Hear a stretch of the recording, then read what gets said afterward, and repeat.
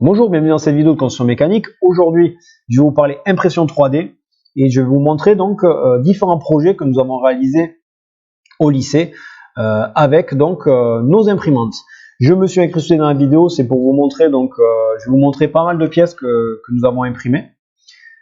Cette vidéo, elle a plutôt un but pédagogique, c'est pour donner des pistes d'impression ou d'utilisation de l'impression 3D, mais ça peut être aussi une vidéo pour les élèves qui vont peut-être chercher au cours de l'année, qui vont chercher des projets personnels à réaliser et donc qui vont à la fois concevoir des pièces à l'aide de SolidWorks. Donc SolidWorks, c'est le logiciel de modélisation 3D que nous utilisons au lycée et que nous utilisons essentiellement donc dans les établissements français. C'est un logiciel français d'ailleurs. Et une fois que la pièce est conçue, en fait, on a la possibilité, si la pièce n'est pas trop grosse, de pouvoir l'imprimer. Donc c'est le but de cette vidéo, c'est montrer des pistes et montrer des projets qui ont été réalisés depuis plusieurs années, en tout cas dans ma pédagogie en construction mécanique.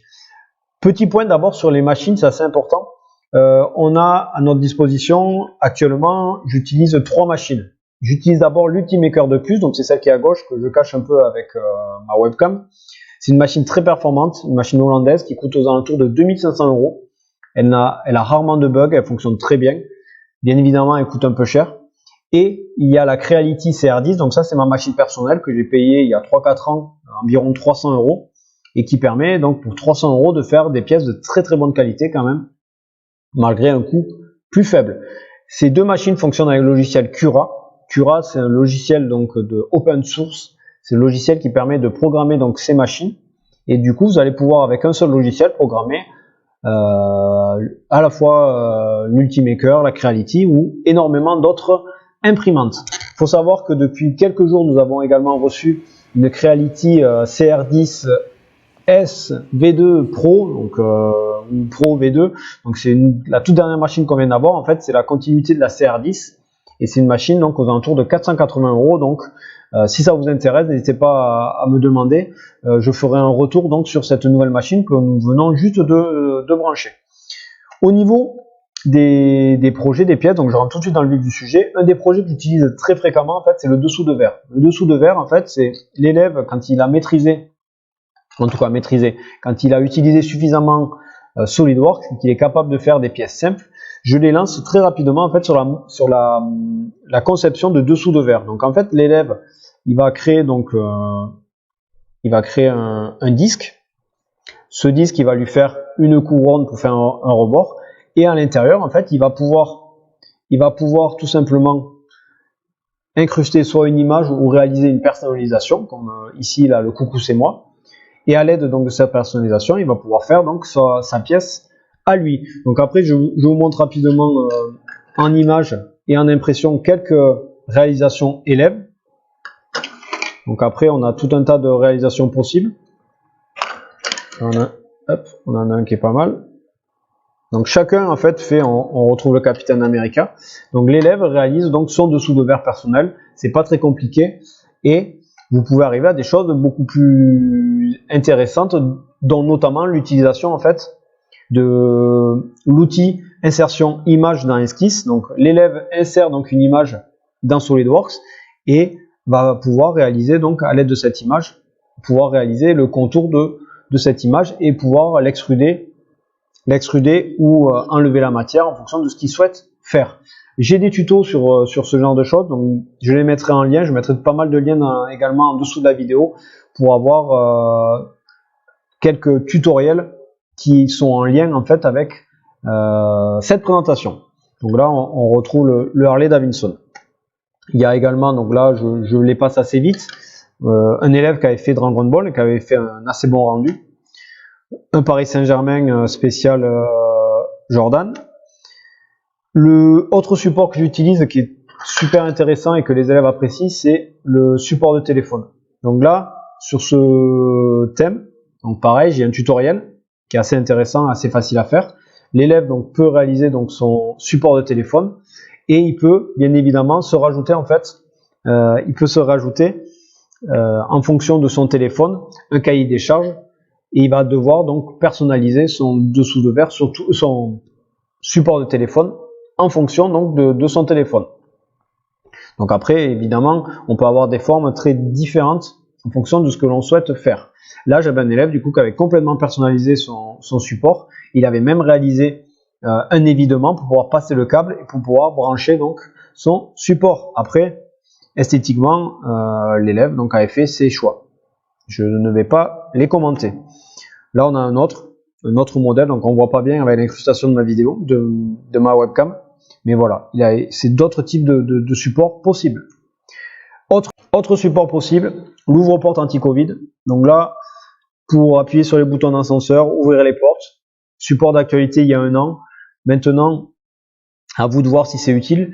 Mais j'ai certains élèves qui ont souhaité en faire un.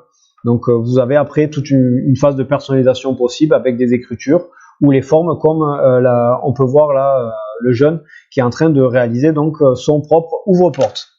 Et puis après les possibilités sont vraiment variées, donc on a des logos, on a le cendrier.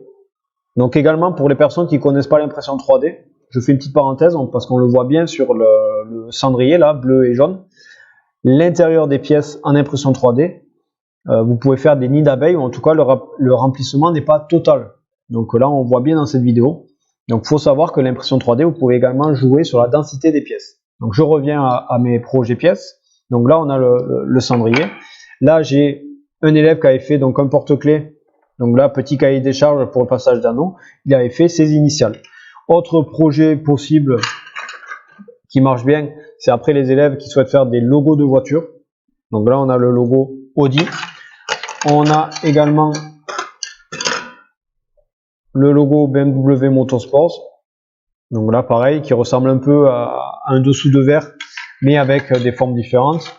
J'ai également, je crois, un logo, je crois que c'est Asus ce logo. J'avais un logo BMW, il est là. Tac. Vous voyez. Donc après c'est pareil, je peux travailler aussi sur la couleur, c'est-à-dire qu'en fonction des couches, si je change la bobine, en fait, je peux réussir à faire des impressions avec 1, 2, voire 3 couleurs. Voilà, ça c'est la petite parenthèse, mais c'est des pistes que vous pouvez avoir si vous faites donc de l'impression 3D. Voilà, après j'ai d'autres pistes, d'autres cendriers, un élève qui avait fait un logo par rapport à quelque chose à lui.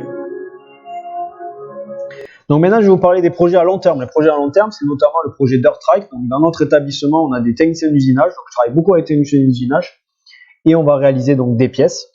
Et ces pièces, une fois qu'elles vont être conçues, soit on va les laisser en plastique parce qu'elles auront une utilité sur la moto en plastique, soit on va faire ce qu'on appelle du prototypage, c'est-à-dire qu'on conçoit la pièce, on prototype, on fait les modifications, et quand tout est calé, on se lance donc dans la fabrication de pièces métalliques. Donc ce projet Dirtrike, il est déjà bien avancé.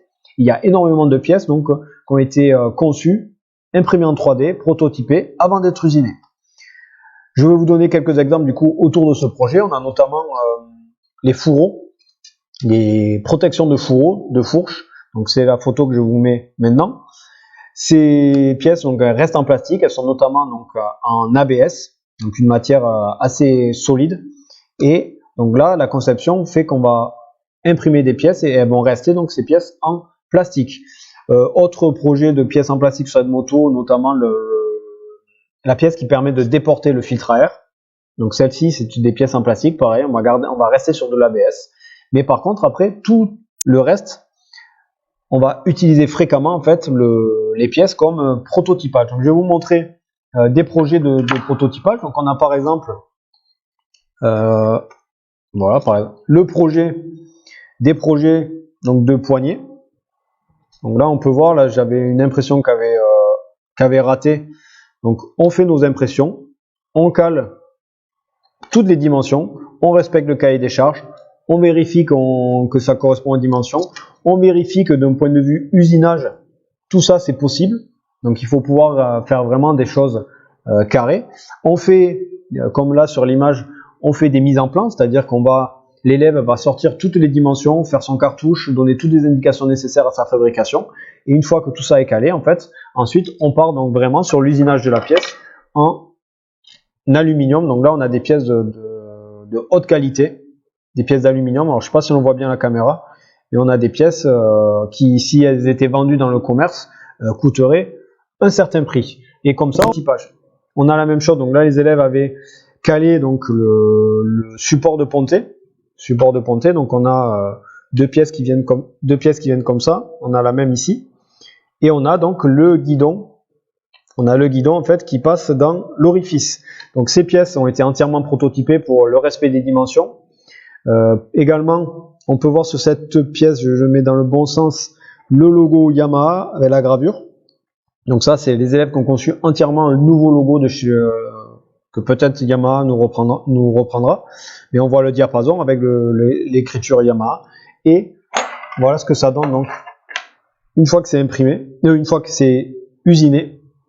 De l'aluminium poli, une pièce de très haute qualité. On peut voir les lamages pour les passages de vis.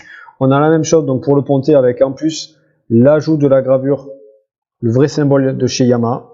Donc voilà, c'est vraiment l'utilisation de l'impression 3D comme prototypage. Alors j'ai le support de phare.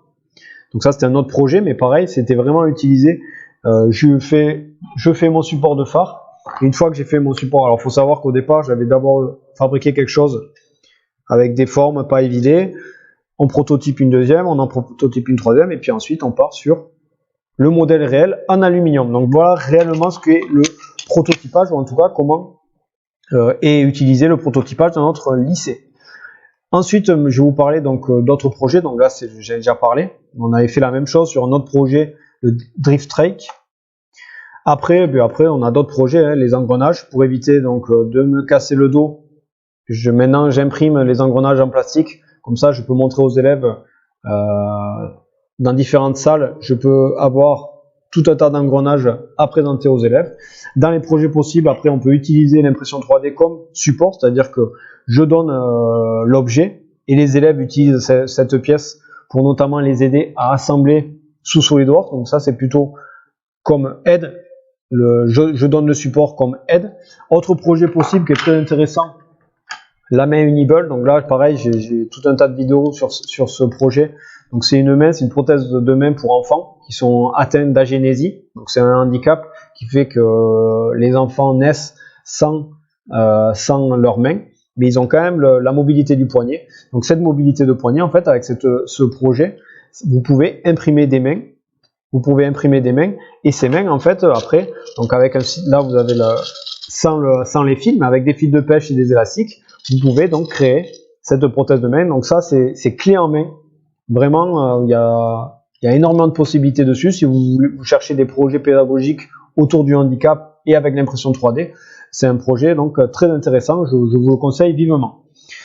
Voilà, cette vidéo vous a plu, qu'elle n'est pas trop longue, que vous avez trouvé votre bonheur en termes d'impression ou de projets réalisables avec vos élèves, ou que les élèves donc vont pouvoir trouver des projets à faire avec leurs professeurs. N'hésitez pas à aller voir également à fouiller sur la chaîne YouTube, mais également à aller sur Facebook Imprimante 3D LP. Vous allez pouvoir en fait trouver également, je mets en photo toutes les pièces que j'imprime régulièrement avec mes élèves. Alors pas toutes, mais je mets quand même toutes les pièces intéressantes imprimées, soit en vidéo ou autour du projet aussi, si vous voulez suivre le projet Dirt. Également, je l'ai pas dit, mais l'impression 3D, ça peut être un outil très intéressant pour le chef-d'œuvre, pour la réforme du lycée professionnel. Bon voilà, n'hésitez pas également à me mettre des commentaires si vous souhaitez avoir des explications sur différentes machines, différentes matières, différents projets, ou m'envoyer un mail. Je répondrai volontiers dans la mesure du temps que j'ai à ma disposition. Mais vraiment, c'est avec plaisir que je fais ce genre de vidéos. N'hésitez pas, et même si vous avez des pistes de projets, de nouveaux projets, je suis preneur. Voilà, j'espère que j'ai pas été trop long. Je vous dis merci et à bientôt.